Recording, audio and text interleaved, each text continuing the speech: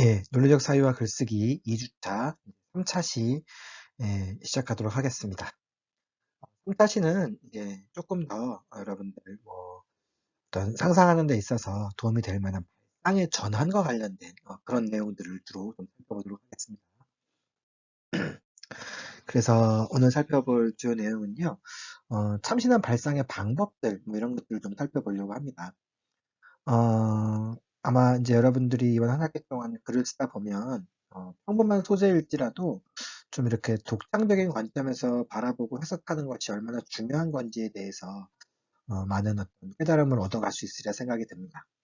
음, 세상에 글감이라고 하는 건 그렇게 많지 않아요. 경험을 우리가 뭐 다 다양하게 해볼 수는 없으니까. 근데 그런 어떤 글감, 경험, 소재 이런 것들을 좀 이렇게 다른 어떤 시선에서 바라보면 아마 훨씬 더 다양한 어떤 것들이 마련될 수가 있겠죠. 그래서 우리가 어떤 고정관념을 깨트려야 되는 그런 다세들을 갖고 여러분들이 이 수업에 좀 임했으면 좋겠고요. 그래서 지난 시간에도 강조했지만 옳고 그름이 아니고 다름의 관점에서 세상을 바라볼 때 여러분들이 발상이라고 하는 것들이 훨씬 더 창의적으로 나아갈 수 있다고 생각합니다. 그렇게 하기 위해선 여러분들 나름대로 어떤 도전 정신이 좀 필요한 그런 부분들이 있습니다. 친숙한 세계를 조금은 좀 낯설게 바라보는 어떤 그런 자세들이 필요하고요. 아울러서 사실은 여러분들이 창의적인 발상이라고 하는 것도 기본적으로 우리의 어떤 배경 지식, 스키마 이런 것들이 조금 있어야 될 필요성이 있어요. 그래서 1주차에 여러분들한테 제가 카프카의 글을 이렇게 벤치마킹해서 패러디해서 뭔가 만들어 보라고 했었죠. 바로 그런 거예요. 우리가 평소에 독서를 많이 하다 보면 그런 어떤 지식을 바탕으로 여러분들이 새로운 것들을 만들어낼 수가 있겠죠. 음, 그런 것을 토대로 여러분들이 아마 새로운 어떤 발상들을 이뤄낼 수 있을 생각이 듭니다. 예, 뭐 우리 집에 돌아다니는 어떤 레고 블록들인데요. 뭐 이것들을 그냥 단순하게 레고 블록으로 볼 수도 있겠고, 아니면 뭐 과거에는 이런 CD 플레이어를 많이 사용했어요. CD 플레이어를 이렇게 진열하는 진열장으로도 생각할 수 있다. 뭐 아주 단순한 뭐 발상 전환인데, 뭐 이런 것들을 통해서 어떤 새로운 어떤 것들이 만들어질 수도 있겠죠. 발명품들도 만들어지고, 어떤 새로운 어떤 생각들도 만들어질 수 있다는 것들. 또 이런 것들도 있겠죠. 뭐 자취하는 학생들 같은 경우에 이것에 대한 어떤 편리성들이 있을 거예요. 한 번에 여러 가지를 구울 수 있잖아요. 뭐 이게 뭐 이거 할 때 따로 하고 닦고 뭐 아니면 후라이팬을 여러 개 쓰게 되다 보면 또 번거롭기도 하고 그런데 이렇게 어떤 구분을 해놨어요. 그 구분을 해놓고 나서 뭐 이렇게 하면 계란말이는 참 잘 말아지죠. 예. 계란말이가 옆에가 이렇게 어, 군더더기가 나오지 않기 때문에 훨씬 잘 말아지는 그런 특징이 있어요. 계란말이를 말면서 동시에 옆에다가는 뭐 야채나 뭐 햄들도 이렇게 뭐 구울 수 있는, 예, 그래서 뭐 프라이팬을 뭐 닦거나 뭐 여러 가지를 사용하지 않아도 되는 어떤 그런 장점이 있을 겁니다. 단점도 있을 것 같아요. 어떤 단점이 있을까요? 예. 뭐 저같이 이렇게 어쩔 수 없이 뭐 이렇게 뭐 이런 후라이팬을 사용해야 되는 경우들이 전 종종 있거든요. 아이들 뭐 밥을 해주기 위해서 집에 있는 아이들. 그러다 보면은 뭐 이런 것이 편리하기도 하는데, 또 막 이런 후라이팬에 단점이 있을 수도 있을 것 같아요. 만약에 집에 이런 후라이팬이 하나만 있다고 생각해 보도록 합시다. 그럼 뭘 해먹기 참 힘들까요? 예, 뭐 파전이나 이런 건 좀 해먹기가 힘들겠죠. 파가 막 요런 사이에 걸리기도 할 거예요. 또 요런 부분 있지 않습니까? 요 모서리 부분을 닦는 게 참 힘들 것 같아요. 요런 모서리 부분 같은 데를 닦기가 참 힘들 것 같다는 생각이 들기도 합니다. 그죠? 그래서 뭐 장점도 있고 단점도 있을 거예요. 사용하는 사람에 따라서 다른 겁니다. 혹은 여기다가 어떤 대상을 집어넣고 요리하느냐에 따라서 다른 겁니다. 그래서 상황과 관점과 주인공이 누구냐에 따라서 세상의 것들은 달리 보이는 거예요. 뭐 과거에는 인기가 있던 것이 지금은 전혀 인기가 없을 수도 있는 거겠고요. 뭐 과거에는 인정받던 가치관이 지금은 전혀 인정받지 못한 가치관으로 바뀔 수도 있는 거예요. 그럼 여기서 우리가 하나 힌트가 뭐냐면 유연한 사고를 할 필요성이 있다는 거겠죠. 예. 시대의 흐름에 따라서 어떤 상황에 따라서 우리는 유연한 사고를 하다 보면 어떤 발상의 전환을 할 수 있을 것이다. 뭐 이런 식의 생각들을 해볼 수 있을 겁니다. 예, 그래서 이제 발상 전환에 대해서 한번 좀 정리를 해보도록 합시다. 지금까지 이제 여러 그림들을 바라보면서 발상 전환이라고 하는 것이 어떤 것인지에 대해서 좀 살펴봤고요. 그래서 발상이라고 한다는 것은 그 자체를 굉장히 좋은 글을 쓰기 위해서, 좋은 표현을 하기 위해서 좀 시발점이 되는 아주 중요한 어떤 출발점이 되는 어떤 그런 부분이라는 것들. 그래서 발상만 어떤 탐진하더라도 좋은 글과 좋은 표현을 만들어낼 수 있다는 것을 기억했으면 좋겠고요. 그래서 그 첫 번째로 이제 좀 고정관념에서 벗어날 필요성이 있다라고 했습니다. 고정관념에서 벗어나기 위한 이제 방법들 예인데요. 첫 번째는요. 이제 좀 다른 관점에서 바라보는 거예요. 우리가 이제 스펙 하지 않습니까? 그럼 이제 스펙이라고 하는 것이 요 스페셔피케이션이라서 이제 자격이라든가 요건이라든가 이런 뜻을 갖고 있는 것으로 해서 너는 어떤 자격이 있고 어떤 요건이 있기 때문에 뭐 우리 회사에 들어올 수 있고 우리 학교에 들어올 수 있어 이렇게 이야기하는 게 그때 사용하는 게 이제 스펙이죠. 근데 요걸 이제 요구로 한정하지 말고 요 스펙이 스페셜리티에 준 말일 수도 있다. 그래서 어떤 전문성과 특수성, 어떤 개별성을 갖추고 있는 것이 스펙이다. 그래서 어떤 자격과 요건, 뭐 토익 점수 뭐 이런 것보다는 학점, 뭐 어떤 봉사 요건 이런 것보다는 그 사람이 갖고 있는 특수성은 뭐냐? 그 사람이 갖고 있는 남다른 전문성은 뭐냐? 요걸 보는 게 중요하지 않을까? 이렇게 생각하는 것들. 아주 간단한 생각의 전환이죠. 예, 그래서 어떤 뭐 그 준말의 원래 본뒷말이 무엇인지, 예, 밀려 썼을 때 본뒷말이 무엇인지를 바라보는 어떤 관점을 좀 달리 해보자. 이런 식으로 조금 해석할 수도 있겠고요. 또 발상 전환을 하기 위해서는 아주 발상 전환이 그렇게 어려운 게 아니에요. 요건데요. Dream is nowhere 라고 했을 때, 뭐 꿈은 뭐 어디에도 없어 라고 했을 때 발상 전환이 그렇게 어려운 게 아니라 요 띄어쓰기 하나만 해도 된다는 거예요. 그래서 no가 아니라 now로 보자는 거예요. 그래서 now, here 꿈은 여기에 있다. 뭐 지금 여기에 있다. 뭐 이런 식으로 뭐 띄어쓰기 하나 정도만으로도 우리가 발상 전환을 할 수 있는 거니까 발상 전환이 그렇게 어려운 것이 아니다. 아주 간단한 어떤 띄어쓰기 정도만으로도 이렇게 할 수 있는 것이니까 누구든지 쉽게 할 수 있는 게 발상 전환이다. 고정관념에서 과감히 벗어나 보자. 뭐 이런 생각들을 할 수 있게 하는 겁니다. 비트겐슈타인이 우린 조금 전에 봤었죠. 그래서 어떤 그림이나 이미지의 의미를 결정하는 것은 그 그림이나 뭐 그 그림 자체가 아니라 그 그림을 바라보는 어떤 사람들의 시선, 관점, 관찰자들의 어떤 시선이다라는 것들, 그 중요성을 이야기하는 거예요. 그래서 여러분들이 앞으로 어떤 글을 쓰던 간에 어떤 표현을 하던 간에 여러분 한 명 한 명이 관찰자가 되는 겁니다. 그랬을 때 여러분들이 어떤 식으로 새로운 해석들을 할 수 있는지 그게 중요하다는 거겠죠. 그래서 뭐 또 뭐 이제 이런 이야기들도 있어요. 여러분들의 생각의 차이는 결국 여러분들의 어떤 행동의 차이를 불러오고 결국에는 그것이 사람의 차이를 만들어낸다라는 것입니다. 그래서 이런 말들도 좀 기억해 두었으면 좋겠습니다. 이제 여기서 말하는 생각의 차이라고 한다는 것은 발상의 차이겠죠. 그래서 출발점이 다른 거겠죠. 그 출발점이 다르면 행동하는 어떤 방식들도 다르겠고 그것이 결과적으로는 맨 마지막에 이 사람이 어떤 사람이 될 수도 있냐, 어떤 사람이 될 수도 있다를 결정하겠죠. 그러니까 여러분들이 이 수업에 임하는 데 있어서 어떤 발상 전환의 힘에 대해서 염두에 두셨으면 좋겠습니다. 발상 전환 방법들을 좀 정리해 보도록 합시다. 그래서 발상을 전환하기 위해서는 6가지 방법들이 있는데요. 발상 전환하기 위해서 제가 아까 뭐 지식들이 좀 필요하다고 그랬지 않았습니까? 그래서 뭐 독서를 많이 한다든가, 뭐 여러 가지 것들을 뭐 유튜브를 많이 봐도 상관이 없겠죠. 뭐 뉴스를 많이 봐도 상관이 없고요. 다양한 어떤 경험들을 해봐도 상관이 없습니다. 그런 것들을 통해서 정보를 수집하다 보면 여러분들의 뇌에 차곡차곡 어떤 정보들이 저장되는 겁니다. 그런 것을 통해서 여러분들은 이제 뭐 과거의 것과 기존의 것과 여러분들의 생각들을 이제 좀 비교할 수가 있을 거예요. 그래서 기존의 관점들이 어떤 정보 수집을 통해서 비판적으로 검토될 수 있는 겁니다. 그죠? 그래서 비판적으로 검토되는 거겠고, 또 기존의 관점을 비판적으로 검토할 수 있는 어떤 자료들을 여러분들이 모으는 것도 매우 중요하겠죠. 그래서 어떤 여러분들의 근거들이 마련되는 그런 부분들, 이것이 사실은 저는 발상전환 방법에서 중요한 한 축을 차지한다고 생각을 해요.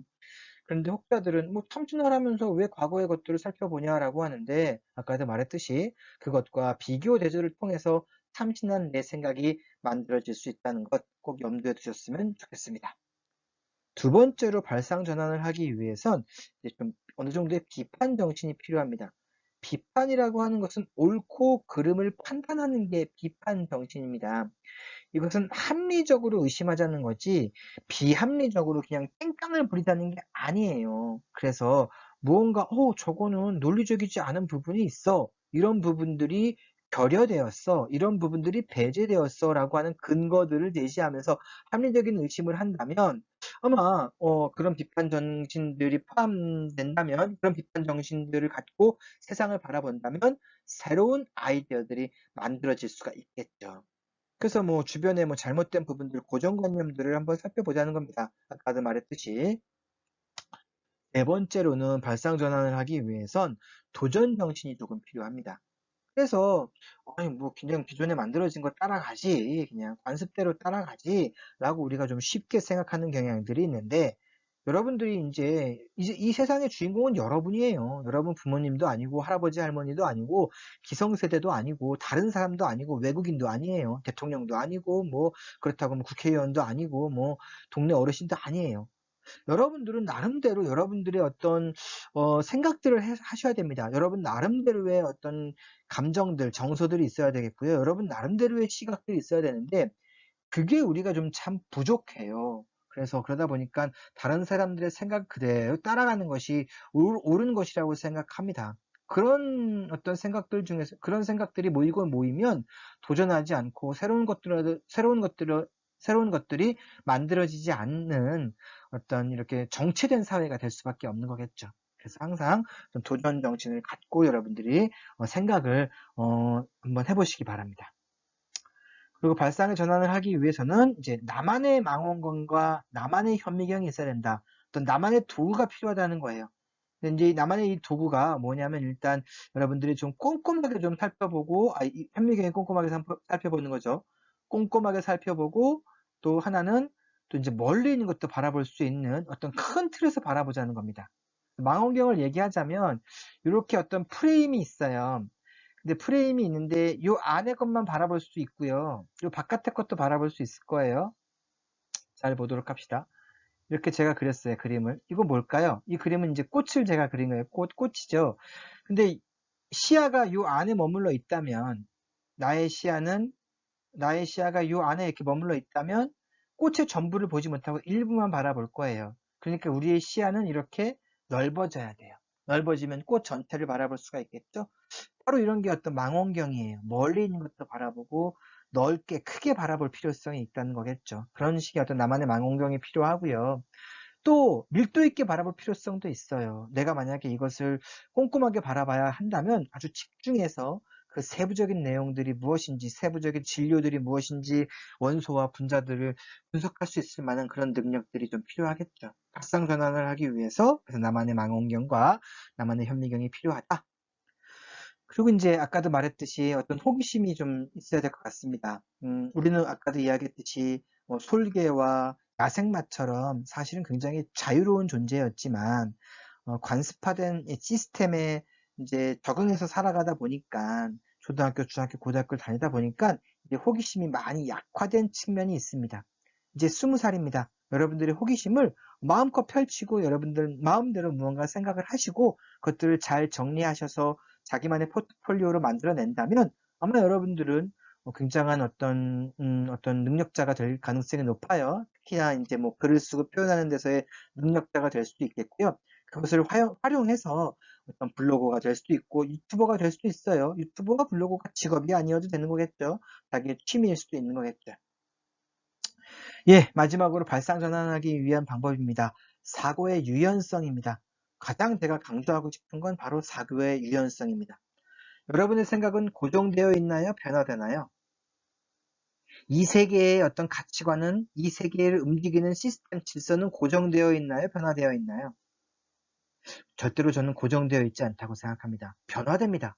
어떤 상황에 따라서 변화될 수도 있겠고 그것을 운용하는 주인공이 누구냐에 따라서 변화될 수도 있겠고 아까 그 후라이팬을 봤듯이 그 어떤 시스템 안에 집어넣는 대상 진료가 무엇이냐에 따라서 바뀔 수도 있습니다. 그럼에도 불구하고 우리는 참 어떤 내 생각은 고정되었어. 이제 과거의 어떤 생각들을 우리는 일방적으로 따라야 돼. 라고 하는 생각 때문에, 그것 때문에 우리가 새로운 생각들을 하지 못하는 경우들이 종종 있는 것 같습니다. 따라서 우리는 조금 어떤 유연한 생각을 갖고 이 세상을 바라보고 이 세상에 대응할 필요성이 있는 겁니다. 그래서 어떤 대상을 바라볼 때 과거에는 이렇게 생각하지 않는데 내 생각이 바뀔 수 있는 거예요. 그러면 과감하게 바꾸시면 되는 거예요. 그걸 너무 과거에 집착하다 보면 혹은 뭐 기존 선배들의 이야기에 집착하다 보면 어떤 새로운 어떤 아이디어들이 만들어지지 않을 겁니다. 그래서 전 매우 중요하다고 생각합니다. 발상 전환을 하기 위한 6가지 방법들을 좀 잘 기억해 두시고요. 이것을 토대로 해서 여러분들이 이제 뭐 아까 뭐 내가 만약에 10분 동안에 신의 역할이 나에게 주어진다면 그것에 대해서 답하시면 되고요. 또 우리 사회의 고정관념이 무엇인지 그것에 대해서 새로운 해석들도 하시면 될 것 같고요. 또 뭐 아까 그 오리토끼에 대해서 또 다른 관점으로 또 바라볼 수도 있을 것 같습니다. 그래서 예, 발상전환의 방법 6가지였고요. 예, 3차 시에는 요거 좀 간단하게 한번 생각해 보면 좋을 것 같아요. 뭐 길게 쓰진 않아도 되는 거겠죠. 그냥 간단하게 만약에 나에게 어떤 10분 동안의 신의 역할이 주어진다면 나는 뭐 하겠다. 그냥 간단하게. 근데 이유도 적었으면 좋겠어요. 그죠? 왜 이 신의 역할이 주어지면 나는 이런 일을 하게 될지 라는 어떤 생각들을 좀 적어봤으면 좋겠고요. 하나 요건 조금 찾아봤으면 좋겠어요. 고민해봐야 될 문제인 것 같아요. 주변에서 볼 수 있는 고정관념이 하나가 있다면 그 고정관념에 대해서 새로운 해석을 우리가 좀 해볼 수 있을 것 같아요. 뭐가 있을까요? 우리 사회를 억누르고 있는 고정관념들. 뭐 대부분의 학생들이 뭐 어떤 뭐 성차별 아니면 뭐 어떤 뭐 지역 차별 뭐 이런 것들에 대한 이야기들을 많이 하는데 뭐 그런 것도 있겠지만 이제 좀 자세히 보면 이상하게 뭐 아주 쉬운 건데도 그걸 고정관념이라고 생각하지 않는 그런 부분들이 있는 것 같아요. 그런 부분이 있다면 간단하게 이제 노트에다가 정리를 해두시면 이제 좀 좋을 것 같다는 생각이 들기도 합니다. 뭐 그렇게 어려운 건 아니고요. 길게 쓰진 않으셔도 됩니다. 간단하게 여러분들의 생각을 정리해 두시면 아마 뭐 중간고사, 기말고사 볼 때 도움이 될 수 있는 그런 부분입니다. 네, 이제 마지막으로 정리를 하자면 글쓰기 팁에 대해서 좀 간단히 조금 알려드리도록 하겠습니다. 그래서 지난 시간에도 말씀드렸지만 글쓰기의 팁은 첫 번째, 일상의 작은 일에 좀 관심을 기울였으면 좋겠습니다. 멀리 있는 것에서 찾지 않았으면 좋겠어요.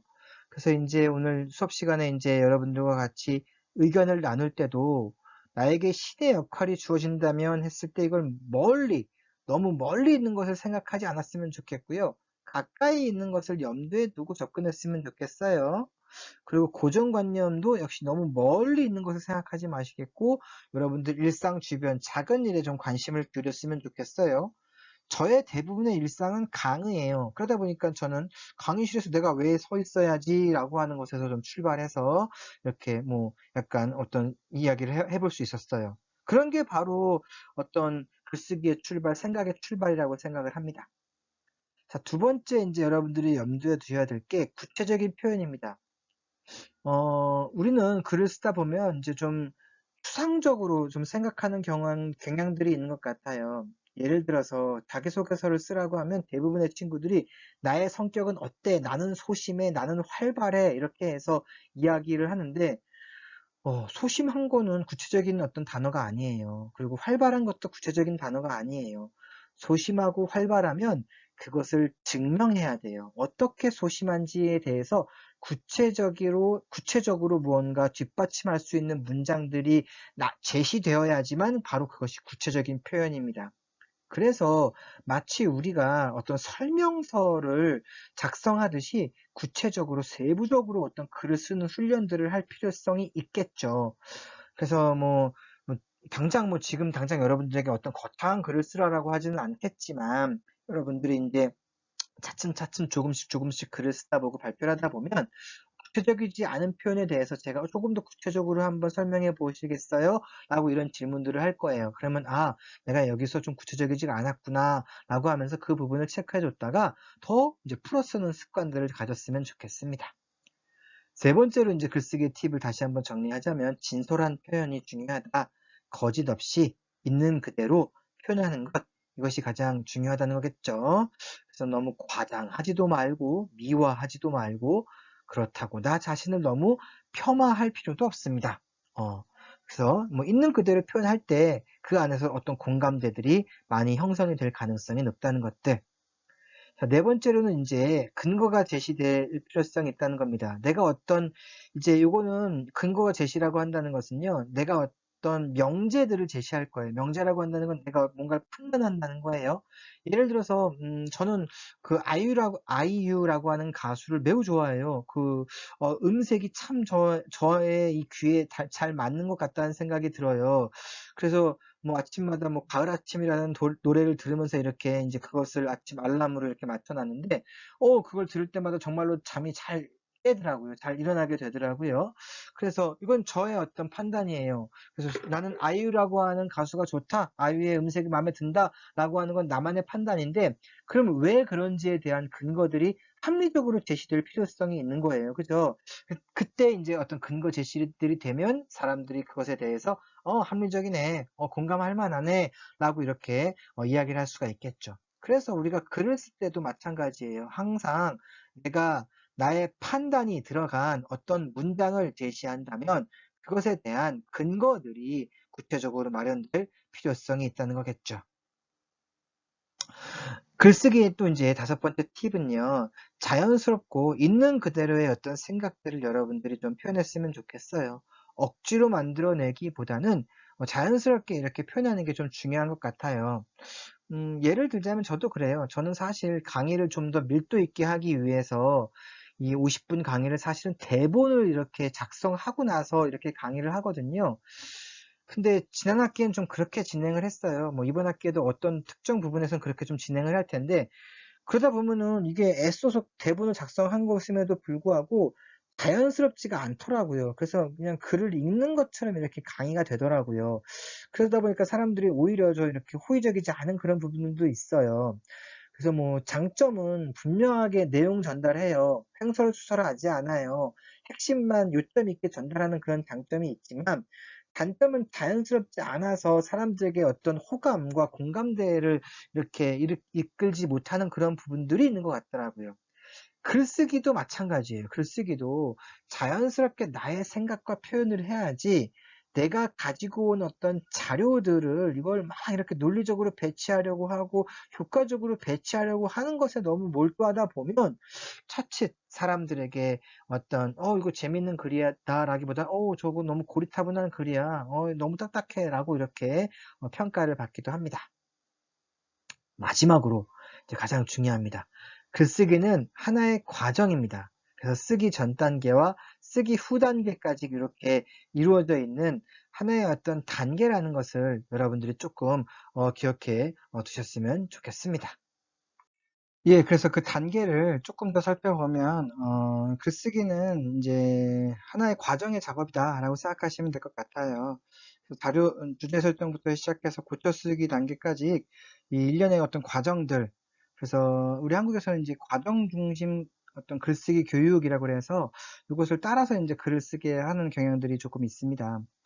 근데 사실 우리가 이걸 좀 간과해요. 뭐 주제도 정하지 않고요. 자료 수집도 없고요. 개요 작성도 하지 않고 바로 그냥 무턱대고 글을 쓰는 경우들이 종종 있는데, 이제 이런 것들을 순차적으로 여러분들이 따라오다 보면 아마 여러분들도 글쓰기가 그렇게 어려운 게 아니구나. 글쓰기라고 하는 것이 이런 과정들을 잘 따라가다 보면, 그 과정들 단계별로 이렇게 이행하다 보면 내가 어느 순간에 도달해 있구나라는 것을 알 수 있으리라 생각을 합니다.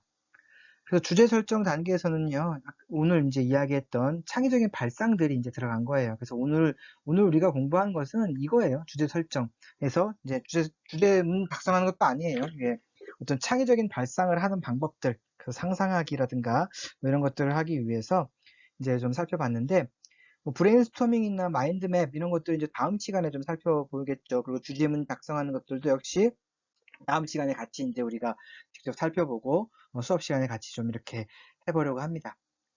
예, 그 다음에 이제 이런 어떤 내가 무슨 글을 쓸 것인지에 대한 어떤 주제가 설정되고 난 다음에 그 다음에 이제 자료 수집 단계입니다.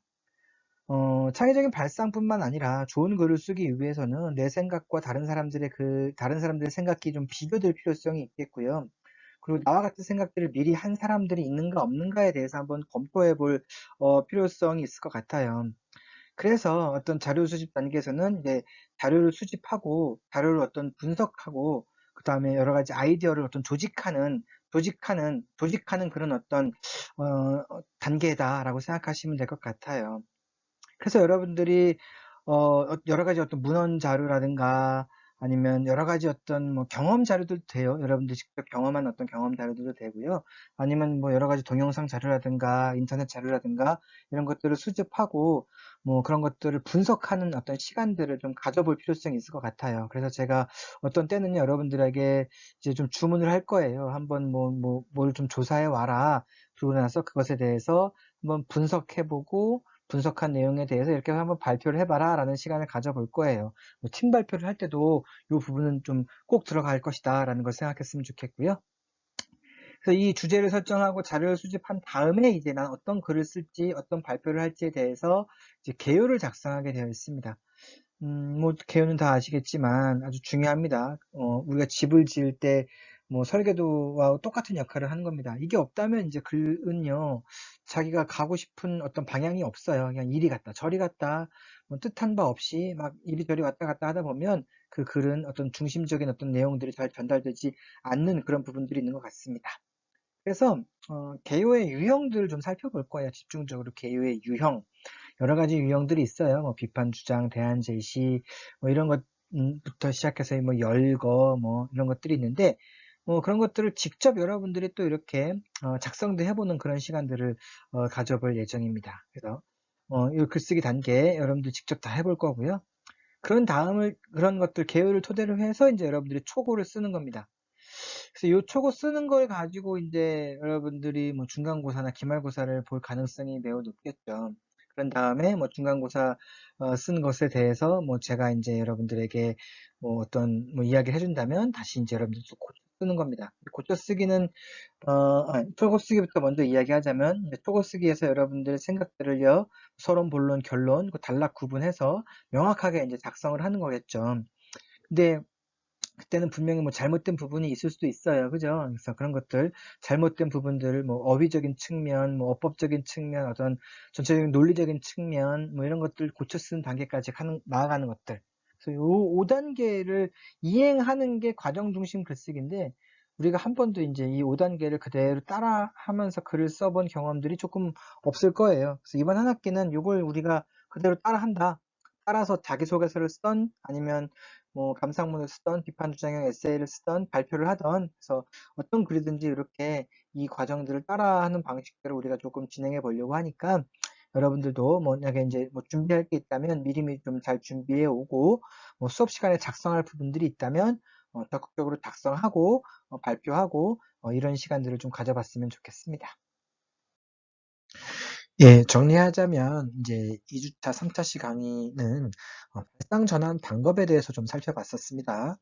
그래서 발상 전환하는 데 있어서 중요한 여러 가지 어떤 항목들이 조금 있어요. 그죠? 그 방법들. 그걸 조금 익혀두시면 좋을 것 같아요. 그러면 이제 뭐, 중간고사의 설명형 문제에 여러분들 좀 대비할 수가 있겠죠. 그리고 마지막에 이제 글쓰기 팁이라고 하는 것. 예. 뭐 일상에서 가까운 곳에서 소재를 찾아서 여러분들이 좀 편안하게 진솔하게 쓰는 방식들. 그리고 어떤 단계별로 글을 쓰는 방식들. 그거 좀 중요한 것 같아요. 그죠? 한 학기 내내 여러분들이 그 방식들을 좀 잘, 어, 활용해서 글을 쓴다면 보다 더 수월한 방식으로 글을 쓸 수 있으리라 생각을 합니다. 3차 시에 생각해 볼 문제는 뭐 간단합니다. 그냥 뭐 간단하게만 작성하면 되는 거니까 너무 부담 갖지 않았으면 좋겠습니다. 이 선생님은 매 동영상마다 다 숙제를 집어넣었어. 그렇게 생각하지 마시고요.